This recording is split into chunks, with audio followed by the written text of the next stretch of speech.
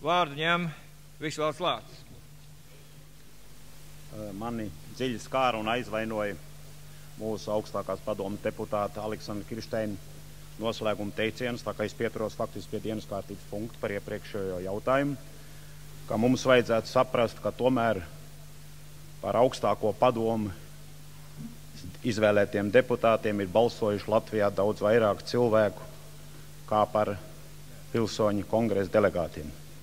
Aleksandrs Kiršteins. Lūdzu.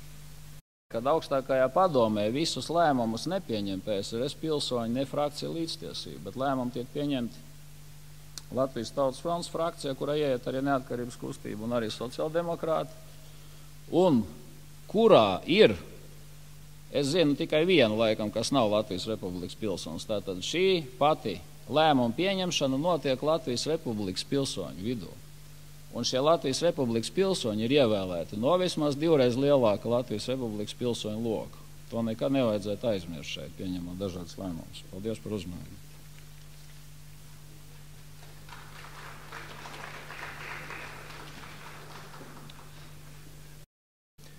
Jā, Aleksandr, ja mēs saskaitram summāri šos sausos skaitļus, tad, protams, tev ir taisnība. Bet pat cik es atteicos no augstākās padomes deputāta kandidāta tikai 1 nedēļu pirms vēlēšanām Madonas rajonā, par cik es dzīvoju lauka apvidū Viensētā un par cik man vēlēja tai pašā Madonas rajonā pilsoņu kongresa delegātu, tad es domāju, ka tev ir zināms, un labi, ka šeit ir klāta ārzem latviešu, viņu dēļ, kaut viņi daži es šeit uzstājos, ka tev ir zināms, un tu noklusēji vienu vissvarīgāko faktu, kādēļ vairāk cilvēku nobalsoja pa augstāko padomu. Tādēļ, ka mūsu reformu komunisti, es esmu pretējās pozīcijās ar Valdi Steinu, ka būtu Latvijas neatkarīgā komunistu partija jāizliedz, mēs nedrīkstam iet tik nedemokratiskās pozīcijās.